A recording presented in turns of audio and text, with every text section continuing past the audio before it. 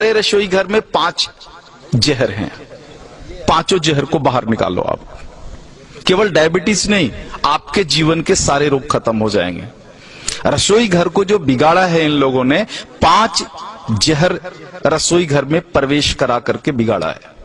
उसमें से उजला आटा यानी गेहूं का आटा, मैदा एक जहर, उजला नमक दूसरा जहर यानी आयोडीन नमक, ये दूसरा जहर है। तो गेहूं छोड़ा तो कहां जाना है? बाजरी, जवारी, मकई, मड़ुआ के पास जाना है, जौ के पास जाना है। उजला नमक अगर छोड़ना है तो कहां जाना है? सेंधा नमक पर जाना है, काला नमक पर जाना है, आपके यहां के सांभर झील के नमक पर जाना है। यह शुद्ध नमक है। तो दूसरा जहर हुआ। तीसरा जो जहर इन्होंने डाला है चीनी। चीनी का पिंड छोड़ो, चीनी बंद कर दो। चीनी की जगह जितनी इच्छा है उतना गुड़ खाओ, भूरा खाओ, खांड खाओ। ये डायबिटीज की अच्छी दवा है। गुड़ डायबिटीज की अच्छी दवाओं में से एक है। हमारे यहां जितने डायबिटीज के मरीजों की चिकित्सा होती है ना, सबको लिख के देता हूं प्रिस्क्रिप्शन पैड पर, प्रतिदिन गुड़ खाओ। हाँ, रसगुल्ला खाने का मन है, जरूर खाओ, गुड़ वाला खाओ। जिलेबी खाने का मन है, जरूर खाओ, गुड़ वाली जिलेबी खाओ। बालूशाही खाने का मन है, गुड़ वाली खा लो। जितना मीठा खाने का मन है खाओ, गुड़ वाली खा लो। तो तीसरा जो जहर है वो आपका चीनी है। हाँ। और जो चौथा जहर है वो है रिफाइन। हाँ, इस रिफाइन को बाहर निकालो। ये तेल नहीं है। आर्थराइटिक्स भी सबसे ज्यादा राजस्थान के लोगों को है। आर्थराइटिक्स, घुटने का दर्द, कमर का दर्द, माताओं को तो है ही, 100% राजस्थानी माताओं को है ये।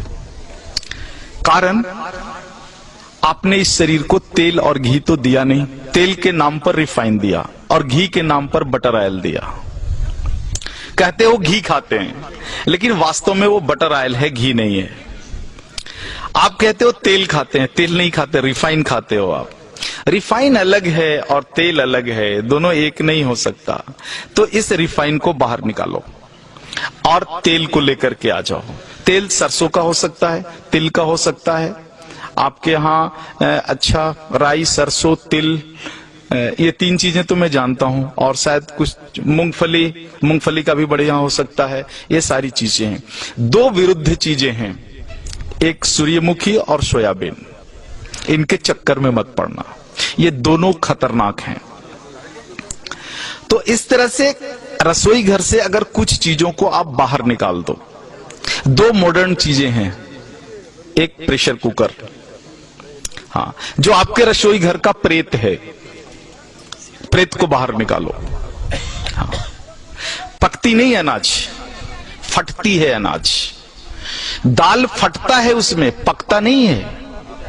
नीचे से ताप और ऊपर से प्रेशर, तुअर का दाल फट जाता है, पकता नहीं है। पकेगा तो मिट्टी की हांडी में धीरे धीरे, सने सने, धीमी आंच पर ही पकेगा। तुअर का पौधा जितने दिन तक मिट्टी में खड़ा रहता है, उसी हिसाब से समय लेगा हांडी में पकने के लिए। जल्दी कैसे पका लोगे आप? नहीं पका सकते। वो मिट्टी में 10 महीने तक खड़ा रहा है तो 10 मिनट तो लेगा ना चूल्हे पर पकने में। आप फटाफट 2 मिनट में पका लोगे, पकता नहीं, फट जाता है। अनाज को, फटा हुआ अनाज खाओगे तो गड़बड़ तो होगी ही, पका हुआ अनाज खाओ। प्रेशर कुकर में कोई भी अनाज नहीं पकता, केवल फटता है। तो इस प्रेत को बाहर निकाल दो। और दूसरा प्रेत तो कम है, जो है फ्रिज। हाँ, इसको बाहर निकाल दो। शरीर को अग्नि चाहिए। फ्रिज की सारी वस्तुएं शरीर के अग्नि को खराब कर देने वाली है। शरीर में अग्नि नहीं होगा तो पचेगा ही नहीं, और पचेगा नहीं तो सड़ेगा, और सड़ेगा तो वायु निकलेगा, और वायु निकलेगा तो पता है वायु क्या क्या करता है? पूरे शरीर में उपद्रव करता है। पैरालिसिस इसी में से आया हुआ है, हार्ट अटैक इसी में से आया हुआ है, ब्रेन हैमरेज इसी में से आया हुआ है। तो ये 2 प्रेत को निकाल दो, और इन वस्तुओं को अगर आप निकाल दो रसोई घर से बाहर, तो बचा हुआ 25% डायबिटीज वहीं खत्म हो जाता है। अब बच गया 25%। 25% के लिए चाहो तो गाय की शरण में आ जाओ। बस इतनी ही भूमिका होती है उसमें।